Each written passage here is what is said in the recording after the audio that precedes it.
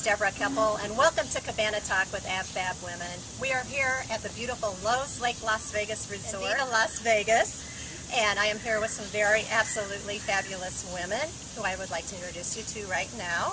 And on my left is Mahalik, and on my right is Loren Slocum.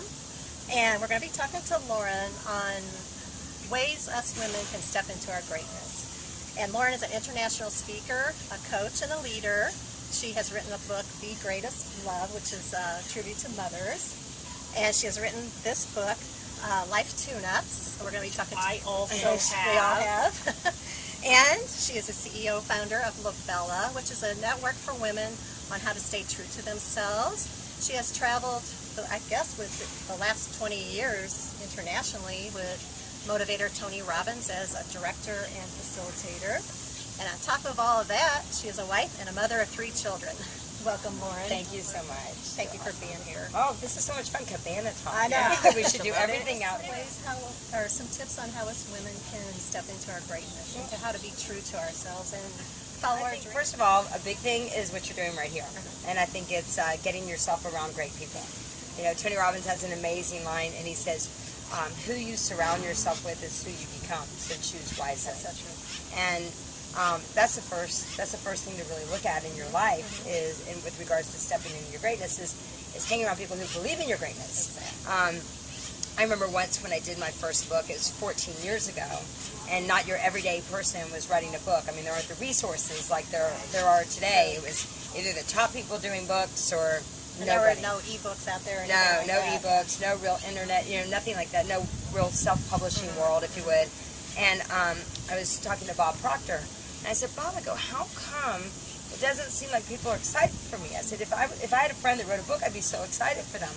And he said, Loren, it's not that they're not excited for you, it's that they're afraid that you're going to leave them behind.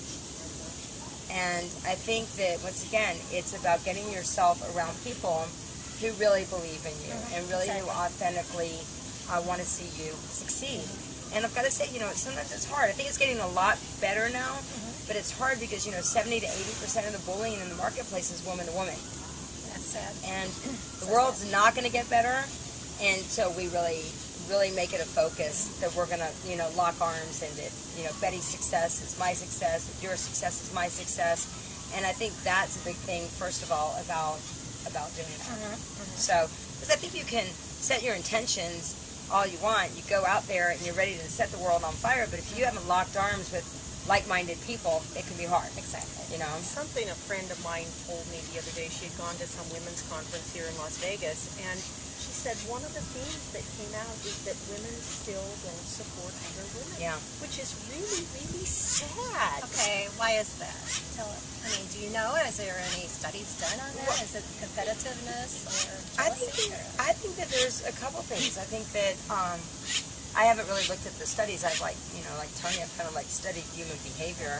And, it's interesting because I did a seminar out here in May, and I think a lot of women, they're just scared.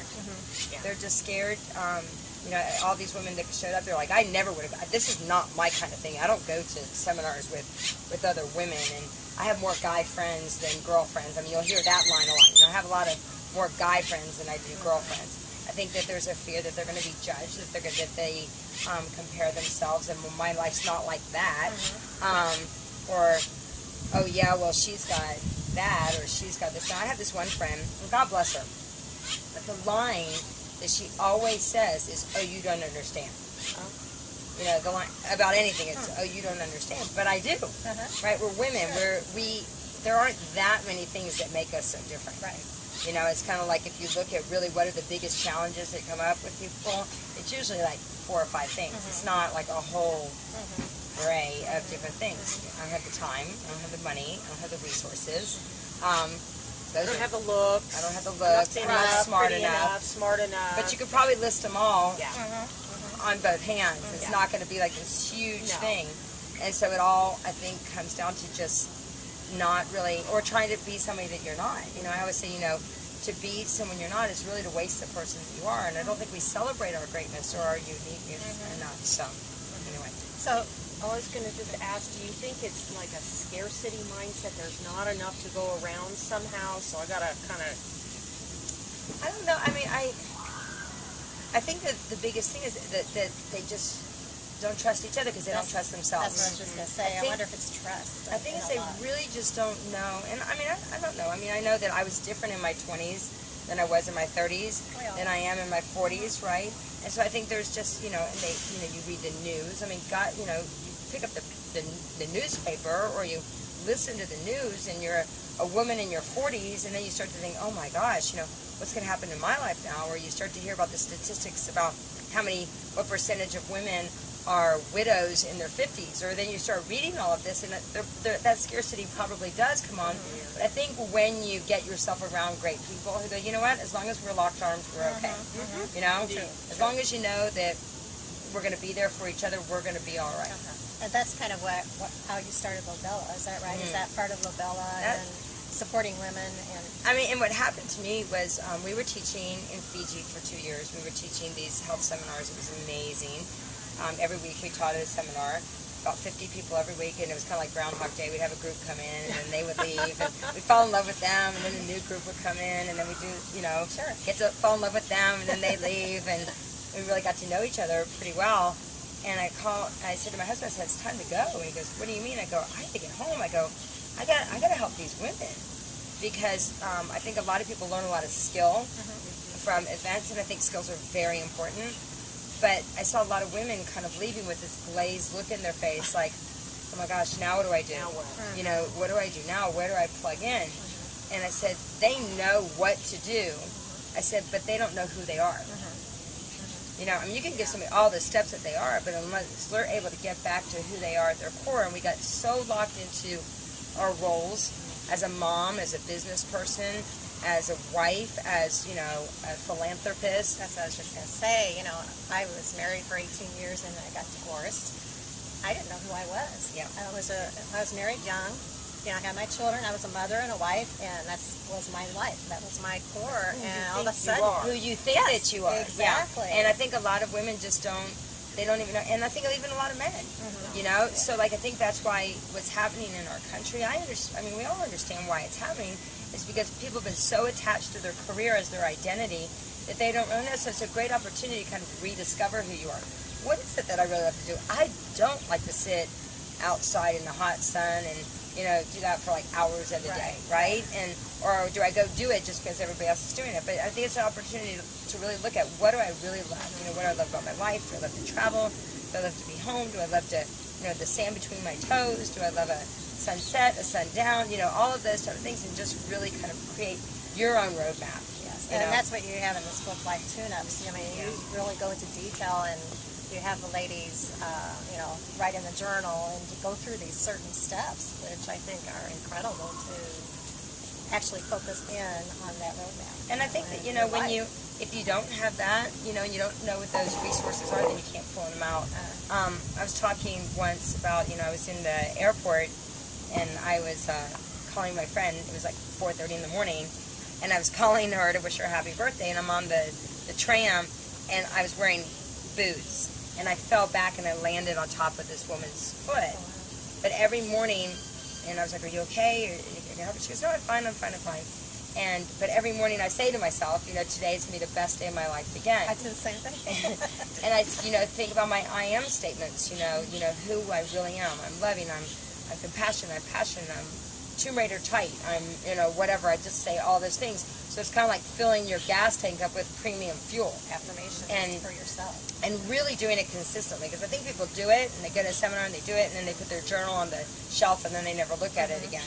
So anyway, this lady was nice, and the whole thing. So we get off the tram, and then I grab my bag, and I'm like, are you sure you're okay? She goes, I'm fine. She looks down at my purse. She looks down at my ring, and she looks at me, and she goes, actually, I need your insurance number. I need your driver's license number. And I'm like, I'm loving, I'm passionate, I'm compassionate. Today's going to be the best day of my life again. And what it really is that people don't have the fuel, so they're not equipped for the day of how to emotionally handle their day. And so they'll go to the most convenient thing, which might be anger or frustration.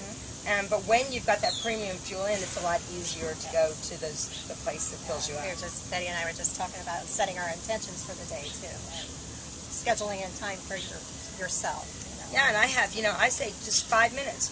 5 minutes for your spirit, 5 minutes for your relationships, 5 minutes, on my phone, and hopefully it won't go off while we're sitting here. But if it's at 3 o'clock, it already went off. At 3 o'clock, it'll say, think about someone that you love and call them. That's At 9 a.m., it says breathe. At 10 o'clock, it says eat. So just doing those things. Yeah. Do something financially savvy for yourself today. Just 5 minutes. And then so every time a woman go, oh my God, I don't have time for myself. You've got 5 minutes. Yeah. You've got 5 minutes throughout the day, to say a little prayer or to go sit outside or to do something great for yourself. To breathe. Breathe. Yeah. And I take that time when I wake up first thing in the morning. I just make sure I have those minutes, even if it is, like you said, 5 minutes or 15 or whatever. Well, even my daughter, she's 3 years old, and she sees that I do those things. I really That's also a good believe. example for her. Yeah, and I think that we need to be the heroes that our children seek in the world. I don't think that they need to, if they have to look outside the home, then something's not right. Talking that it was Delilah. Delilah, this girl was dedicating a song to her husband, and he'd been gone for 2 years, and he came home, and she was so excited, then he was leaving again, and then after he'd been home, she found out she was pregnant. And she goes, and he's gone for 2 years, so he's not even going to be able to, so every time I hear someone tell a story, I always think about, well, what about those people that, are in the military, or there's people that are on missions for years at a time? Someone's always got, it's the same monkey, just different suit, and how do you choose to really, to approach it, That's so true. So I think that we can all turn our stories into something unique, but it's all because we want to be loved. And we want someone to understand. Whenever someone's like, when a woman gets upset and goes, you don't understand, it's just because she wants to be loved. Right, exactly. Something, Loren, and taking time out of your very busy schedule. And Honor. Do you have any parting tips? What would one tip be for you for women on how to be true to themselves? Do you have one tip that would just one simple kind of tip? Other than breathing? Well, other than You gotta breathe, Nothing else matters if you're not doing that. That's right. I think that is the whole thing about, just staying true to the things that matter most for you. Even if at times if I feel that you might lose the love and connection from people at the moment, you have to just stay true to what matters. What matters and what gives you life and what gives you passion to move forward. Exactly.